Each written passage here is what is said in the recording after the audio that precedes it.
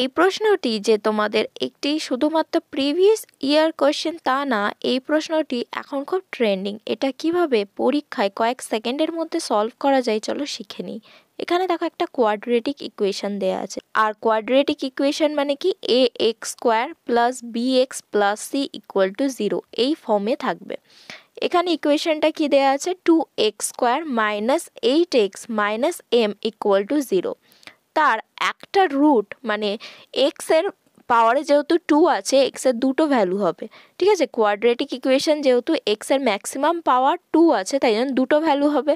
তাহলে একটা ভ্যালু দেওয়া আছে 5/2, আর আরেকটা ভ্যালু বলেছে the other root of the equation, মানে অন্যটা তোমাকে বের করতে হবে, আর ভ্যালু অফ এম, আর এম এর ভ্যালুও বের করতে হবে। তাহলে এক্স এর একটা ভ্যালু যেহেতু 5/2 জানো, তার মানে এখানে এক্স এর জায়গায় 5/2 পুট করলে এই ইকুয়েশনটা স্যাটিসফাই করবে। তাহলে এখানে দেখো আমরা যখন 5/2 পুট করছি, 2 × 5/2 the whole square minus 8 × 5/2 minus m equal to 0। এখান থেকে দেখো সলভ করলে m এর ভ্যালু পেয়ে যাব। তাহলে এটাকে ফার্দার সলভ করলে 2 × 5/2 দ্য হোল স্কোয়ার মানে 25/4 মাইনাস 8 × 5 মানে 40/2 মাইনাস m, মাইনাস এমটাকে ওইদিকে নিয়ে চলো, তাহলে ইকুয়াল টু m হয়ে যাবে। এবার এখানে হচ্ছে 25/2 মাইনাস 40/2 ইকুয়াল টু m।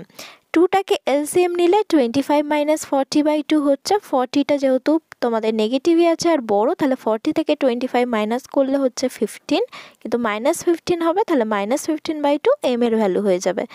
দেখো -15/2 m এর ভ্যালু অপশন 1 আর 3 দুটোতেই আছে, তাই জন্য আমাদের আর একটা রুট বের করতে হবে। এটা বের করার জন্য চলো m এর ভ্যালুটা আগেই ইকুয়েশনটাই পুট করে দিয়ে কি হচ্ছে দেখি। তাহলে 2x square minus 8x minus -15/2 হয়ে যাবে।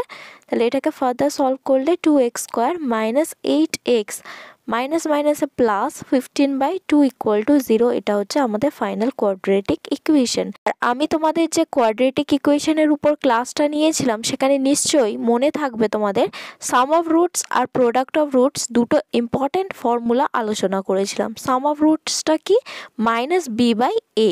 এবার কোয়াড্রেটিক ইকুয়েশন কি, ax square plus bx plus c equal to 0। তাহলে এখানে b এর জায়গায় কি আছে, -8, তাহলে b এর জায়গায় -8টা পুট করে দাও, তাহলে মাইনাস ইন্টু -8/2।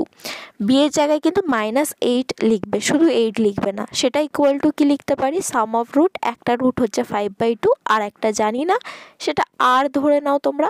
তাহলে এটাকে যদি ফার্দার তোমরা সলভ করো কি পাচ্ছ দেখো, আর ইকুয়াল টু এই 5/2টাকে ওইদিকে নিয়ে চলো, তাহলে এটা -5/2 হবে।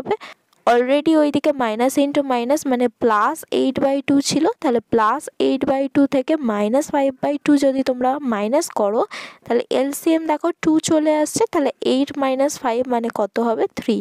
তাহলে 3/2 হয়ে যাবে তোমাদের আর এর ভ্যালু, মানে আর একটা যে রুট আছে সেটা। তাহলে দেখো তোমাদের আর একটা রুট হয়ে গেল 3/2, আর m এর ভ্যালু অলরেডি বের করেছিলে -15/2। তাহলে অপশন নাম্বার 1 হয়ে যাবে তোমাদের কারেক্ট আনসার। তোমাদের যদি এই ভিডিওটি ভালো লেগে থাকে অবশ্যই লাইক, সাবস্ক্রাইব আর বন্ধুদের সাথে অনেক অনেক শেয়ার করার রিকোয়েস্ট রইল। দেখা হচ্ছে পরবর্তী ভিডিওতে। সঙ্গে থাকো, শিখতে থাকো।